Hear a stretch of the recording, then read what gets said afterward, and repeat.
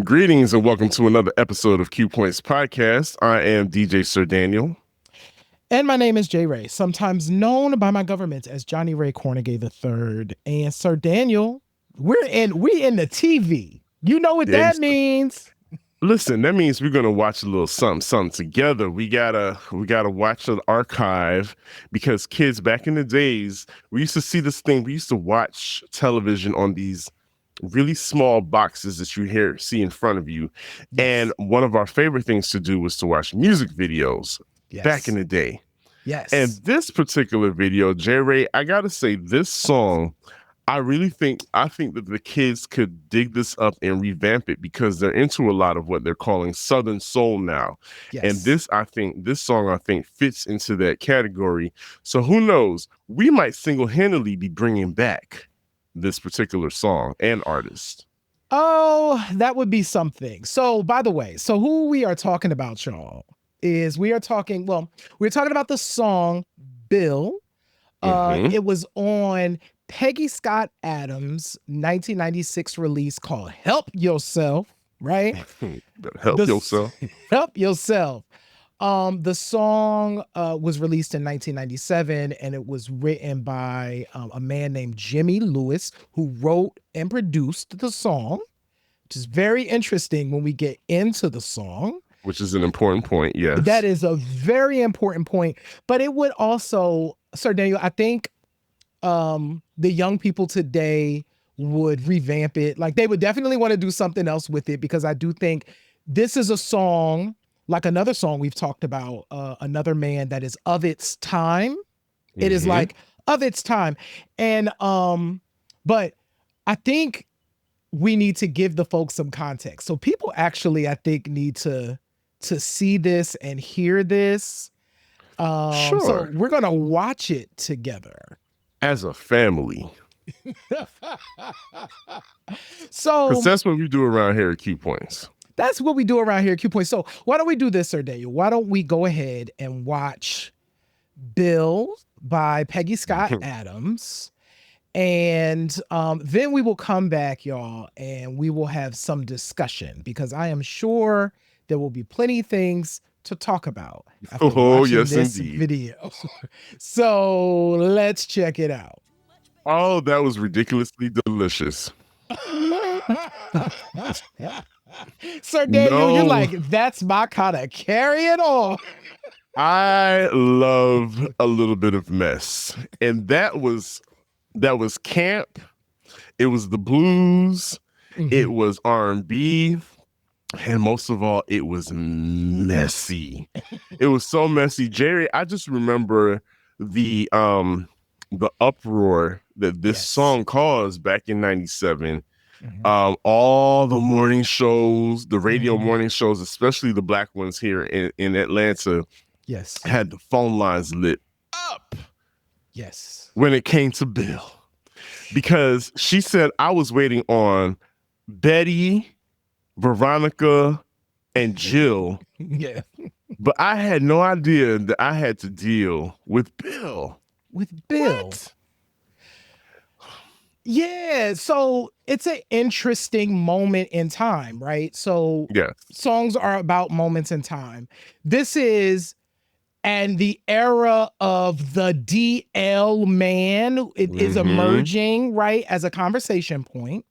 The internet is exploding, right? Yes. So you have different opportunities for folks to meet one another, et cetera, right?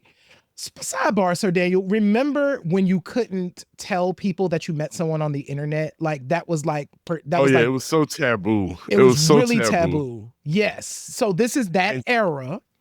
That era.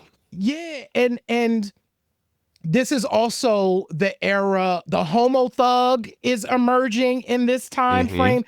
So there's a lot of things socially that are happening where sexuality is a lot more visible in a lot of respects. And so this song comes along and is in the canon. But I want to bring in something. So this is from an interview with Peggy Scott Adams. And here's what Peggy Scott Adams had to say about singing Bill. And I think PSA from PSA. A PSA from PSA. You're so good, Sir Daniel.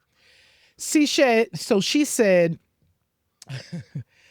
quote, I was as shocked as you when my producer at the time, the late Jimmy Lewis, who wrote the song, when he presented it to me, you know, I thought that it was going to be like your typical, the man I loved.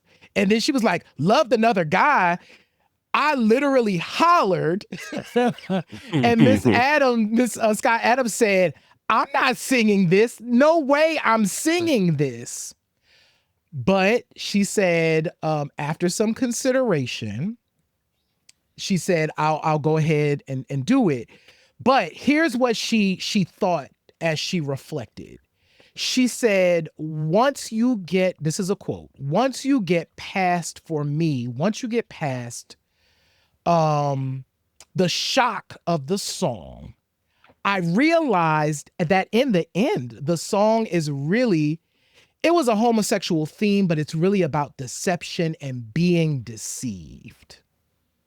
And a person who'd experienced deception. So I was like, I understand. Yeah, you know what? Bill falls in line with a historical a historical genre of song about infidelity. Mm-hmm. You know, we've had songs about confrontation.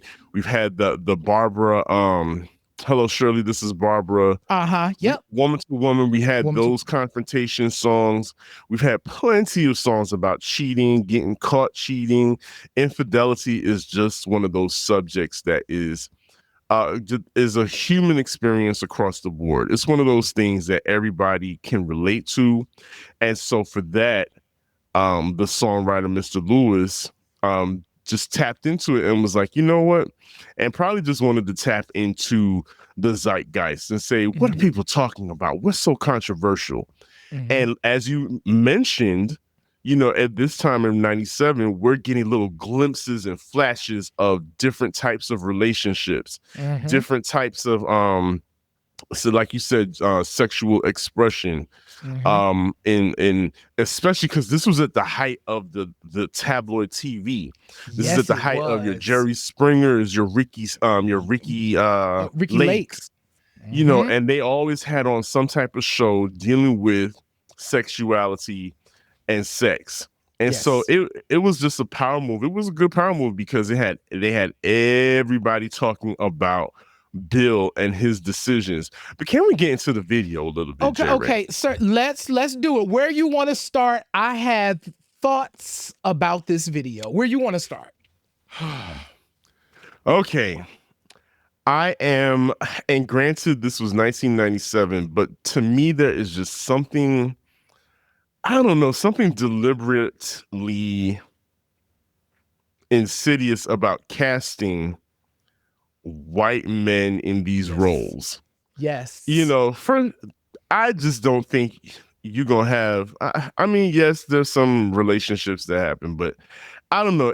It just is far-fetched for a white man to be cast as Bill. To me, yes, I'm thinking if this is really like a down-home conversation that's happening or something that's happened to some people that you know, it ain't gonna be no white man. Yeah, it's gonna be a man that looks just like your husband. Yes, and fits in with your family, because that's really what a lot of women were dealing with, the fact that Black men were finding intimacy in relationships with other Black men. Yes. So, you know, I just had a little, that's my little 2 cents on that. All this casting of white men in these roles, especially when it comes to being the love interest of a primary character, which happens to be a Black man, just seems lazy. The casting seems lazy, and it's also pushing forward. This is probably a white director. I don't know. You know what, Jerry? It just came to me. Maybe having a white man in the video makes this more palatable to Black people. What do you think? I actually think it plays into the stereotype, kind of the age-old stereotype that we have about homosexuality in particular, in that it is something that white people had like had given or bestowed, you know, and brought to Black people. I think it more plays into that false narrative.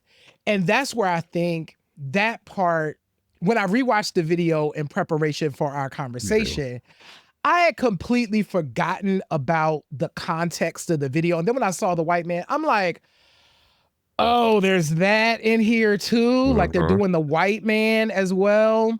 And that's one of the things that I know, even if we did, if folks did anything around Bill today, they would have more care of how this was depicted in the music video. Going to your question about making it more palatable, I do think it's interesting to mention just how popular this song was, because Sir Daniel, you might be kind of right. Bill peaked at number 72 on the pop charts, which is a big, like it was in the Hot 100. It was number 9 on the R&B charts, and it was number 1 on the blues charts for a long time. Wow. So there might be something to this music video and making it more palatable. But, you know, one of the things that wasn't in the music video but is in the song and is a problematic, so when the song kind of extends out, it talks about the fact that this woman's husband, whose name we don't know, leaves with Bill, but kind of leaves the family. So he's like, tell the kids I love them and all of that. That's a whole mess. What? Right. Tell the kids I love them. So basically, I'm like, well, is he not going to see the children? Like, is he like gone now? So I have beef with that. I also have beef, like up until the last verse. So this is the last 2 verses. Yeah. So that the verse that ended the music video, I didn't have beef with the song up until it's like, oh, the man was a queen, who thought he was a king. Because you got to berate him. You have to berate him. The women have to walk away saying something like, girl, you're not just gonna let him do that to you. You got to say something. So you got to berate the man. You got to call him a queen, but in a nice way, because this is still a song, a blues song. So you're not actually cussing anybody out. But songs like this definitely tapped into, I think, like a fear that a lot of Black women were feeling, because, like you said, at that time, the whole discussion of DL-ness was coming up, and you know, you have popular writers like Terry McMillan sprinkling instances of like this in her books. So there was a heightened awareness among Black women, like all the questions that they were asking the men that they were dating at the time. Like, well, you live with your mama? Do you have your own job? Right. Are you gay? You know, all those things were starting to come up in the collective consciousness of, at the time, women who were on the dating scene. And I'm sure it had to be hard for them. It had to be scary, especially when people are always presenting things in this fashion to you, marketing things to you. They're marketing fear, weren't they, Jerry? They were absolutely marketing fear, and at the same time telling stories that had, this is somebody's story. And I love that you use that word. I think where the fear comes in is because queerness in all of its many forms was so quiet and in the dark that people didn't feel like they had to think about it, right? If a man says that he wants to be with me, I don't have to think about the fact that, oh, he might be bisexual or he might be something other, right? Because he's with me. And I think in the 90s, these things that were in the dark are now all of a sudden in the light. For us as the Generation Xers, remember, Black women were also reading Elin Harris in this time. Yes. Invisible Life was now 3 years old by then. So I'm sure Mr. Jimmy Lewis was hearing about these books that are now emerging where these characters exist and all of this stuff. So yeah, I feel like folks were scared and really didn't know what to do about any of this.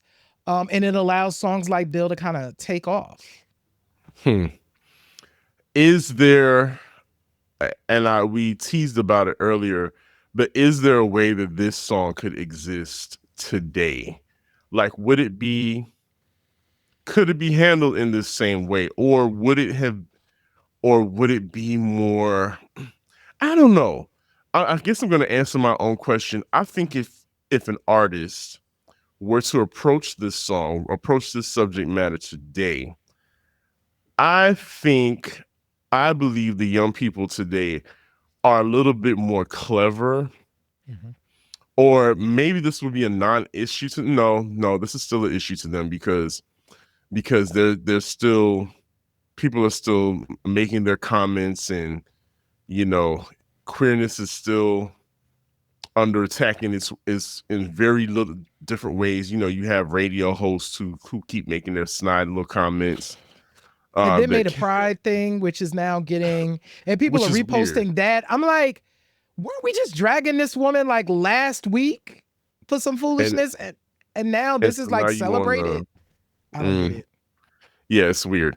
But yeah, I don't know. I think today's artists may be able to handle something like this with a little bit more finesse. Yeah. Maybe. I think finesse is the right word. I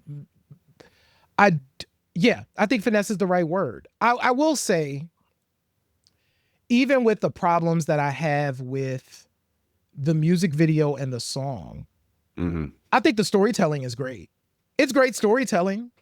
Listen, you can't beat Black people singing the blues. Right. You cannot beat us when it comes to singing the blues and the delivery, the look of the video.